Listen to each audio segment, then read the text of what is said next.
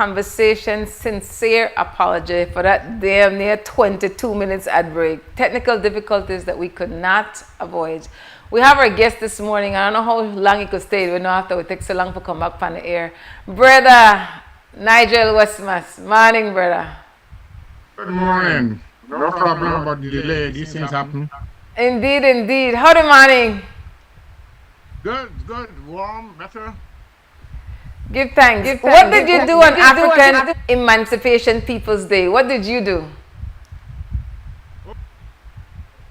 I was up in New York City itself, so I just tried to avoid the sun. And I did some writing, but nothing much, no. But back home, there's a lot of stuff going on. Yes, I noticed you had an article dated the 3rd of August, The Legacy of Emancipation, Some Historical Barriers to African Guyanese Advancement in the Staybrook Weekend Online Edition. What is your mental process for come up with a title, putting together an article, especially when the content is from a perspective where we usually never hear about before, for make sure in our language where readers can relate to? What are your mental process? That's a great question. There's several aspects to it. One is to first of all to come up with the idea of correlating a discussion on emancipation during the Emancipation Week. So preparation is maybe 2 weeks before. Then you gather material relevant to it. You update yourself on the what's going on in the country itself, but also the region.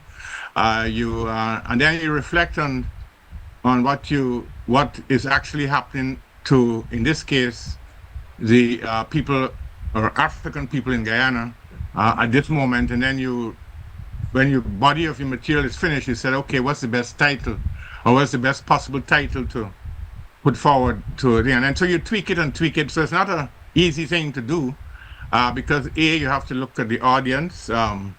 Many people, young people nowadays, do not read long pieces.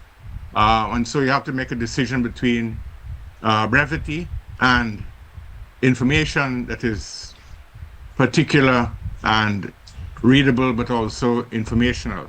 So it's a tough call.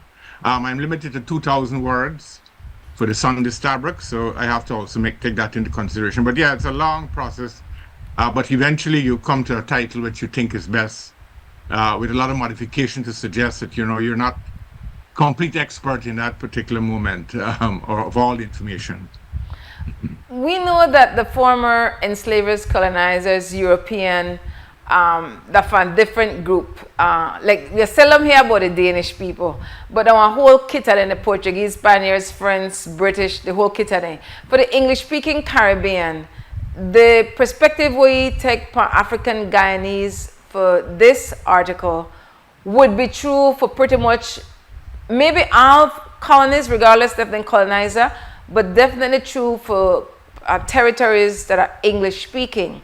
So, yes. Why you feel that this perspective relevant right now in a 2025, 137 years after the physical, 187 years after the physical liberation from enslavement, chattel enslavement? Why you think irrelevant in a 2025? That you mentioned these barriers.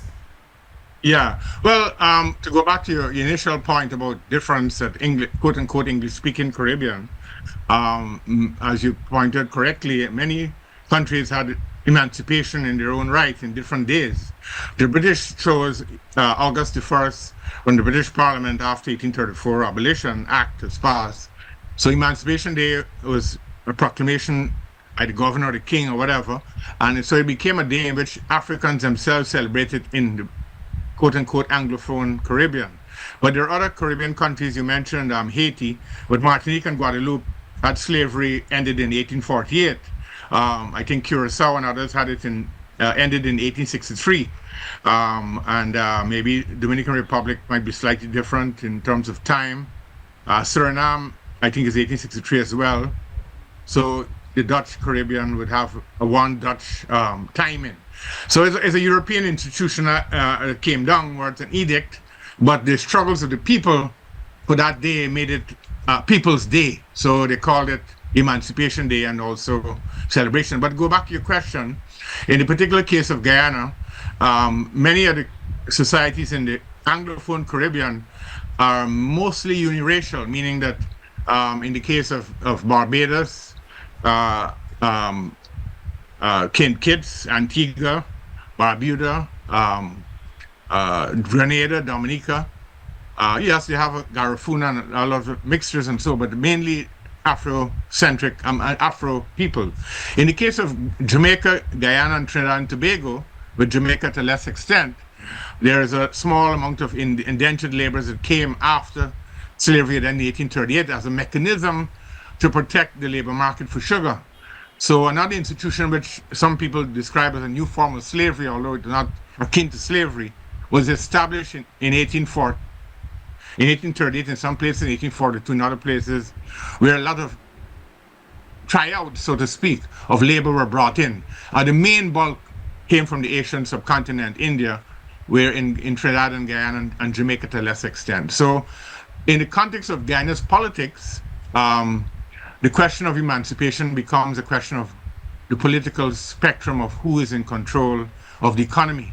In the case of Guyana, for better or for worse, the Indian businessmen or business class are in control of the Ghanaian economy for the most part of the post-independence period. So the exclusion of Africans from the economy is also part of the assessment of the emancipation process from that time to now. And that's why I focus that in relation to the terminology and also the context that has to do with, that political moment, political/economic. From the time, I want you to give us the definition of anti-blackness, because from the time our African ancestors and ancestors were kidnapped and human trafficked, they were experiencing anti-blackness, and we're still experiencing anti-blackness, even though a lot of people might not recognize that would have happened systemically, to the point where one latter we internalize the anti-blackness. So define anti-blackness away and make the case of anti-blackness being systemic from the point our African foreparents were kidnapped and human trafficked to our reality in 2025. Yeah, that's a point which is the crux of everything. So anti-blackness, as we could conceive it now, has to do with the fact of the 400 years of African enslavement in the Caribbean and the Americas. Now, that is one part of the aspect, labor. People are brought out of the African continent intermittently, but consistently. When I say intermittently, at different places, and of course different periods and different European societies, interacting with African societies, and then finally bringing them people out to the Caribbean and elsewhere. But over the time of that process, the European Enlightenment, quote unquote, and the Renaissance, Industrial Revolution was occurring. So any society that is in bringing people with their political ideology, bringing people into, and the people happen to be black, they develop a certain kind of consistency of argument of why they're enslaving what look, quote unquote, for them looks to be human people. And so they put an ideology onto it. And that is where scientific racism emerged. And the black skin was described as a tool for labor alone and devoid of intelligence, devoid of humanity. And therefore, the ascription or the conventional wisdom of the time is to develop a theory or theories that make them equal. For European society could say, oh yes, we're the whiteness is equal to purity, whiteness is equal to intelligence, whiteness is equal to moral integrity, and therefore the other group must be subhuman. So now I'm fast forwarding. That 400 years scientific racism developed into all kinds of other forms. It developed into forms into the United States, it developed into forms in the European continent, it developed into some that have religious forms where the religious Bible was used as an instrument, parts of thereof, to subjugate the people. But in all cases, anti-blackness was at the core of it. And in modern times, of course, with all of the revolutions that we have, apart from the early Haitian Revolution, all the revolutions and independence movements, the overt racism has dissipated to some degree, even in the European world and in the American world. But what they can get of, as you pointed out, is a systemic aspect. So how is anti-blackness conceived? It's now conceived in subtle ways. You mentioned at the start of your program when you're talking about flat noses and frisky hair and cultural issues and music. So there's a lot of ascriptions of what blackness means. I'm walking in York Street in a privileged neighborhood last weekend. You could see you're being observed because they have code restrictions. It's mainly white suburbs with bumps and speed bumps. So it means that the outsider, they have night patrols. The outsider, where it's a person you're staying at who happens to be black, is seen as the outsider, even in a community is gated and like that. So you're observed, you're watched. And so the issue of black and brown comes into being. So to cut a long story short, anti-blackness is a long conception, and now it's structured into different movements. Malcolm X had a famous thing. He said, racism is like a Cadillac. There's a new model every year. And so you have to look at it in that wide context, right? We have to take one quick break. And I hope we stay with for at least for another 25 minutes, because I want to break down the article we write for talk about those barriers. Because one lot of times, black people get blamed for the conditions where we live in. Like that for we fault, that primarily for we fault while we suffer like how we suffer, and we can't organize and liberate ourselves. But that because we don't have the knowledge and we don't have the community conversation for make sense of why we suffer like we suffer beyond the 400 years of enslavement, and really one lot of way that still wage enslaved people. So for why you help us make sense of it, so that we could work on our own liberation, and then let go some of the mental enslavement mindset where we have like, you're not for go to school, or you're not for go to work with your hair so, or why should I use some bleaching cream for change the pigmentation of your skin, or why you prefer not date somebody who extremely melanated. We really need to work beyond August 1st, African People's Emancipation Day, to start having more community conversation, because the state certainly not lead it.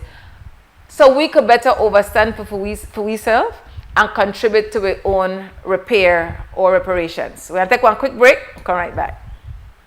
This morning vibes, Sister Yaya and Brother Doc, Nigel Westmaas from Guyana, having a reasoning with we, following up on an article that published on in a newspaper online entitled The Legacy of Emancipation, Some Historical Barriers to African Guyanese Advancement.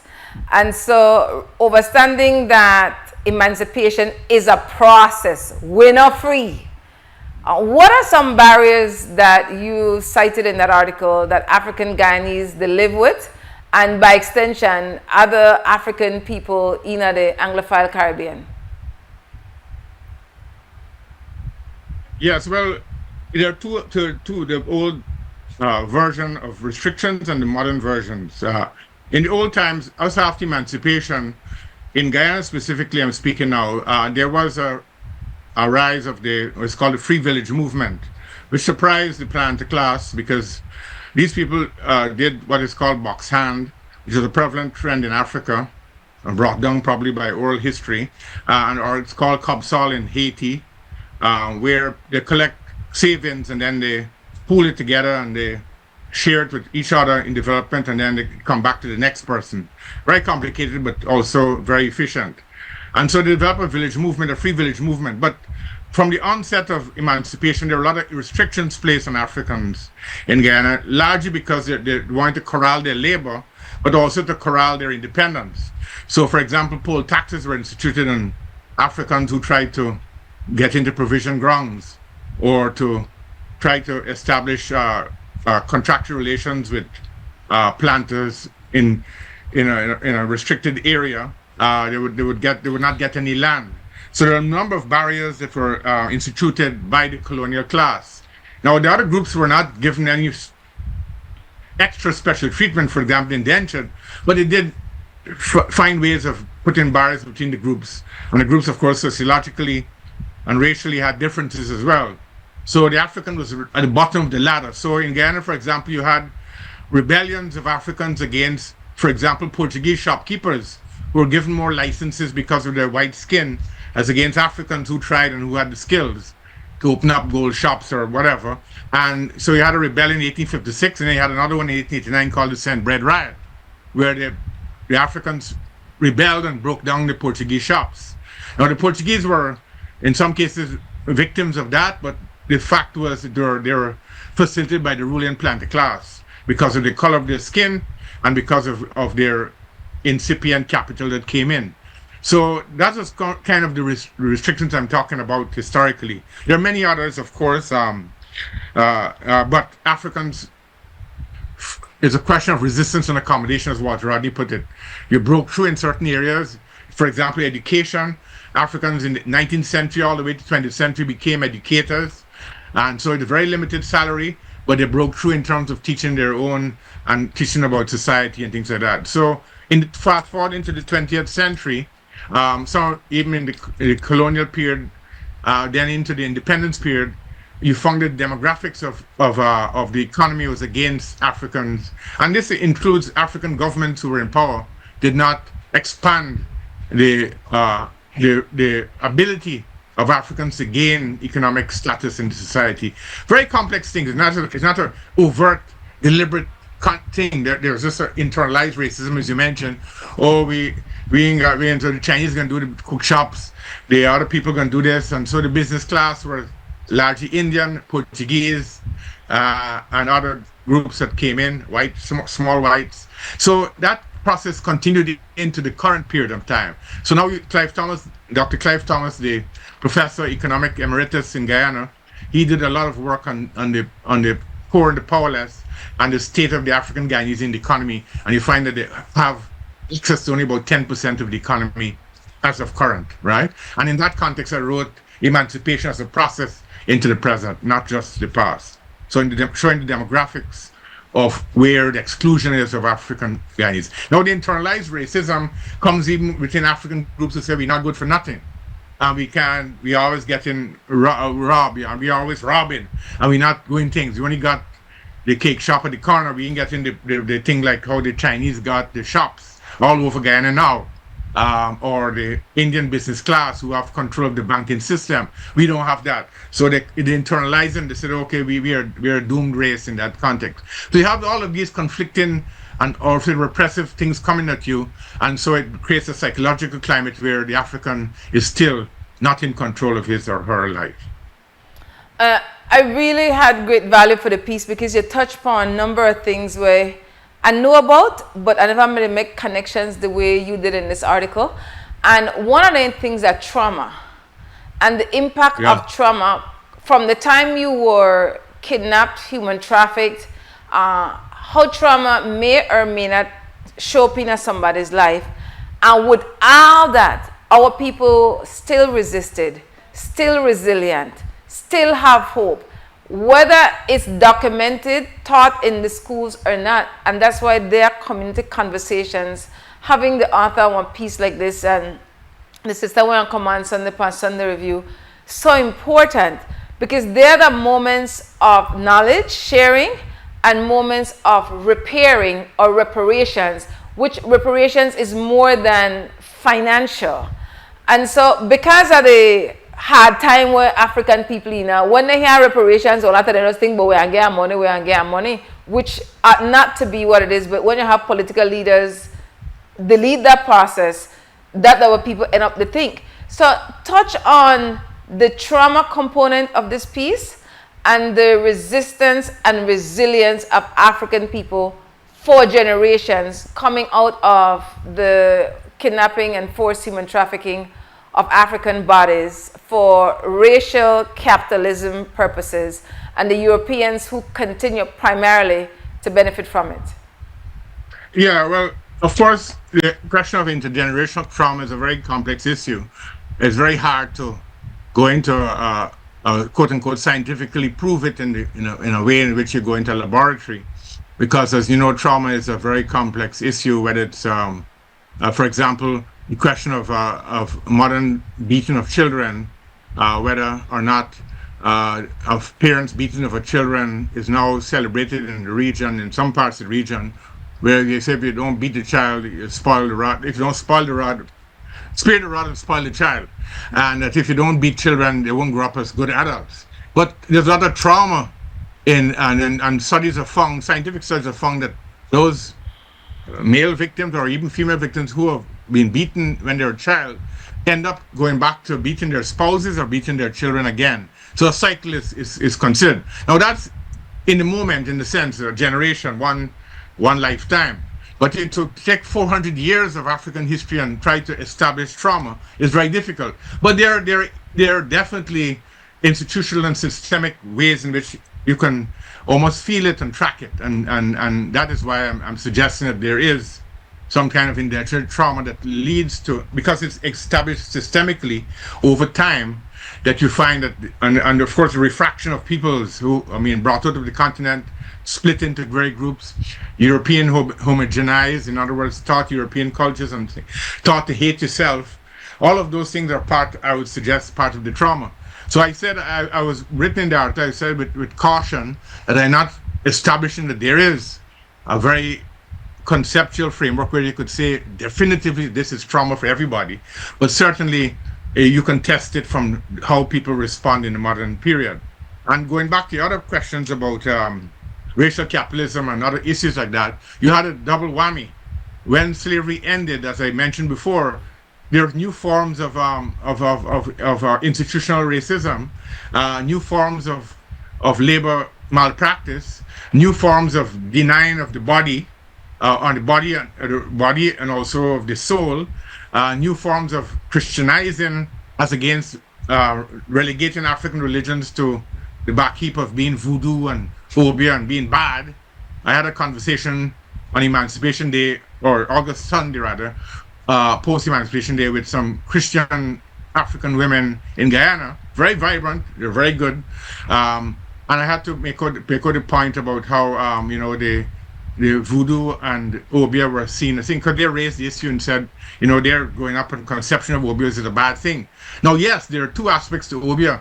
One aspect is charlatanism, but there's another aspect that is spiritual. So these things have to be explicated, as you said, and taught in schools, but there's a lot of ignorance about voodoo. Only in Haiti and in Benin, maybe, people understand what voodoo means. There's never been a hostile religion. It never killed people on the scale of Christianity or Islam or Hinduism. It never completely dominated any people. It was very private in a certain way. So to make voodoo into a bad thing, along with Haiti in a crisis, is a part of the problem I'm saying about internalized self-hate. And so that battle of the economic, racial capitalism, and the battle of the psyche, the soul, I think has some merit in relation to that 400 years of intergenerational, from community to community, seeing themselves as in a degradation format where they can't get out of it. And that continues to persist, whether in the United States of America, whether in Cuba, whether in Guyana, whether in Barbados, in various forms. Yes, there have been progress, you mentioned it, resilience, the village movement, black movements like the Universal Negro Improvement Association, making validating people, ASPRI in Guyana, name changing, blacks in the gold fields, blacks in the teaching profession, black scientists. But in terms of the global issue, where they are in relation to the world is still in a quote unquote behind because of what the repressive mechanism globally has put on it. The George Floyd movement in 2020 showed that fissure in a global thing when you had rebellions all over the world, because people suddenly realized, hey, there's a certain kind of anti-blackness that is so global that we didn't recognize it, and now kith and kin and everywhere just expressing it visibly because this black man, his foot on his neck, murdered just in front of the cameras for the first time, or not for, but very latent murder. It provoked something in the consciousness which made things. Now that BLM movement has kind of dropped off, so we still have work to do, but it did have a watershed moment. I value that as well. And you slowly build up, as you read the article, so that you could visualize where to read as you read it. But the criminalizing of the black body, you don't realize that when you watch, for example, news WEs, and too often, even though black people are the majority people in this population, you see the singular narrative of black men committed crime. It's not reported as a whole human being, that just this human being become this one act what they get accused or found guilty of. And I understand that sometimes they do it, that other people, family members, then kill or harm. I know they condone that. Yet this consistent singular narrative of black people, like the only we are criminals, the only we the bad thing. And then we black people that watch it, feed into it. We need to get one other story for affirm that before the enslavement of African people are the first people on the planet Earth who had a civilization and laid the foundation for all the things where the European claim for be the first civilization had. So share with some more about the criminalization, the negative vibration towards African people, to where we buy into it too. Yes, exactly. Before I go to the criminalization of the black body, I know you're the person who have done a lot on here in Belize and generally, and I have one case where I know of a student, one of my students, well, not directly my student, but she is African American, so she's part of the community of Africana Studies where I teach. She had some penalties for smoking marijuana and for some other little infractions. So you have 2 points, 2 points, 2 points. So if you get 6 points, you suspended for a semester.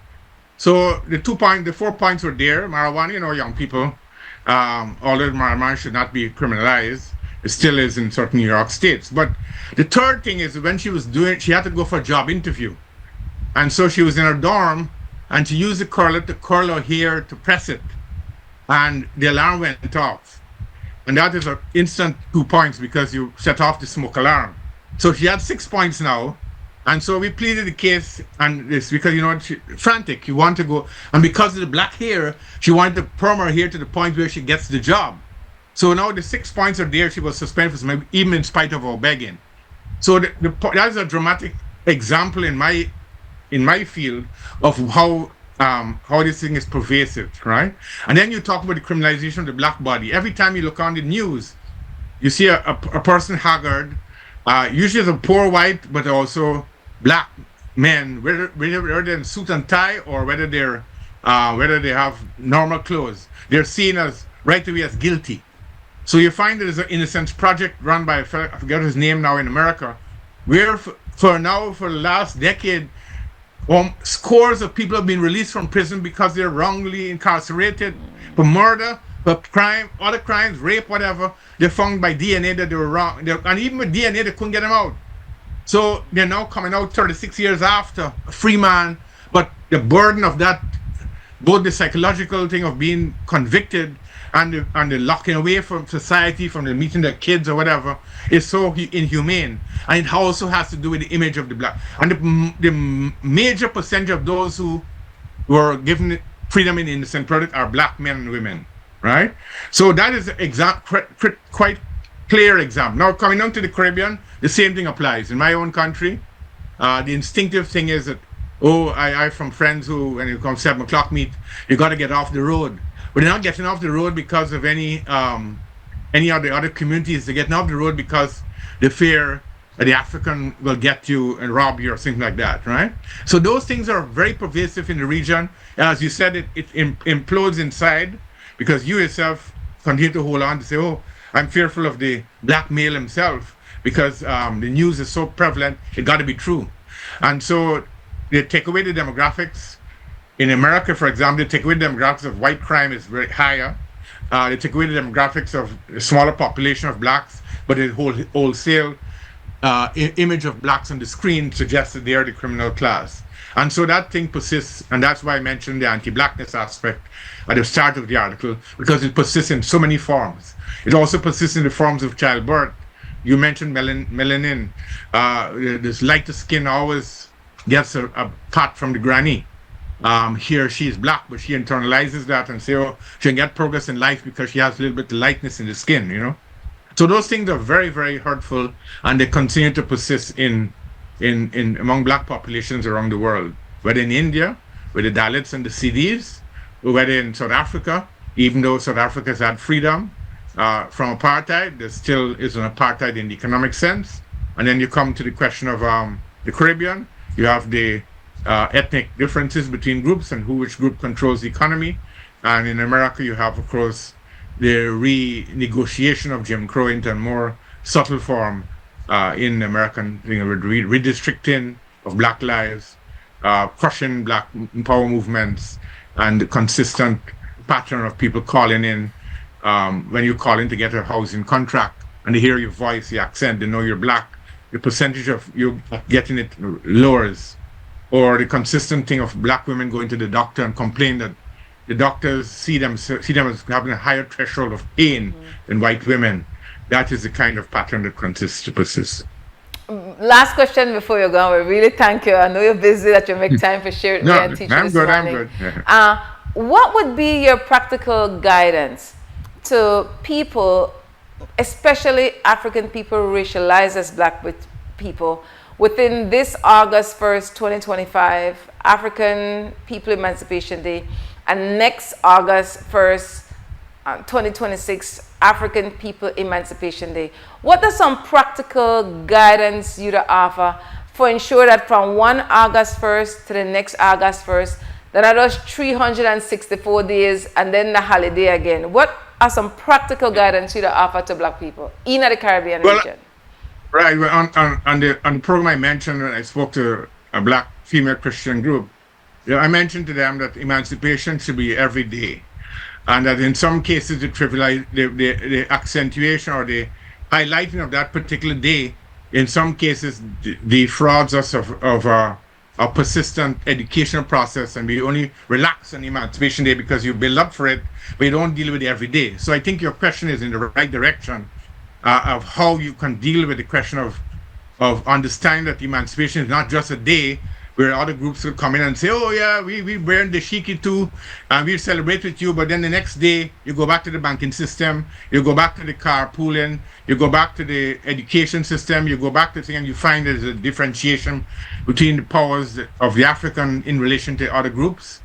And again, I'm not saying that other groups are at fault necessarily. I'm just saying that the negotiation of that Emancipation Day ignores the everyday afterwards. So yes, so if you're having the 2026, I would suggest that education is a key aspect of it. Look at our history.